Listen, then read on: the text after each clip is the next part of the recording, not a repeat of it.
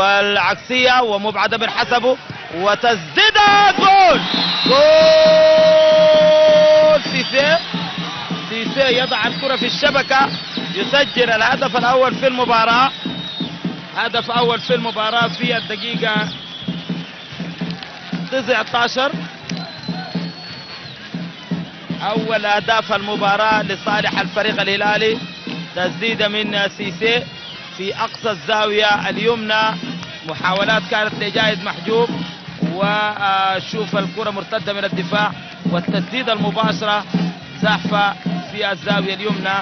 جاهد حاول ولكن لم يتمكن، وهو شفنا في محاولاته في إعادة اللقطة من مخرج المباراة مجدي وأبو بكر الشريف. مدثر كاريكا في مكان خالي نزار حامد. نزار حامد تسديدة جول. جول الهدف الثاني لفريق الهلال. يعني لو مجدي بعد شوية كده عاد لكم الهدفين ربما يكون تشابه كبير جدا، نفس السيناريو ونفس المكان ونفس التسديدة، لكن تختلف الأسماء. الأولى كانت من سيسي والثانية كانت من نزار. شوف إعادة اللقطة للهدف الثاني. نزار سيطر على الكرة ولعب في الزاوية اليمنى كرة أرضية زحفة شبيهة بالهدف الأول اللي سجله سيسي، وضع على صدره سدد مباشرة في المرمى. سجل الهدف الثاني في الدقيقة 26. نزار يسجل الهدف الثاني لفريق الهلال. شوف إعادة اللقطة الهدف الأول أهو، مجدي برد لكم سريع جدا. الهدفين تشابه كبير جدا من خلال يلعب كرة أمامية وسيسي يلعب العرضية. جول. جول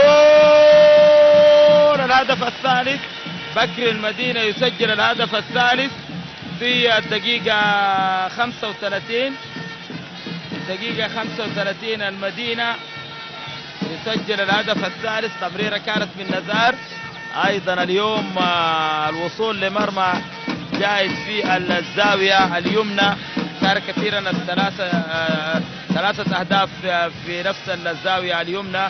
شوف نشاهد، لكن دي صعبة شوية إذا كانت ديك تسديدات من خارج منطقة الجزاء، دي داخل ال6 ياردات. شوف التمريرة العرضية ومحاولة إبعاد من الدفاع ومقابلة من بكر المدينة ووضع الكرة في الشبكة. سجل هدف ثالث لفريق الهلال على مرمى مريخ الفاسد. لعبت الكرة الآن من وسط الملعب. النادي يلعب لسيدي بي. سيدي بي انطلاقة من الجهة اليسرى، تتمرر كرة أمامية خطيرة لصلاح الجزولي. جول. جول الهدف الرابع. الهدف الرابع لفريق الهلال.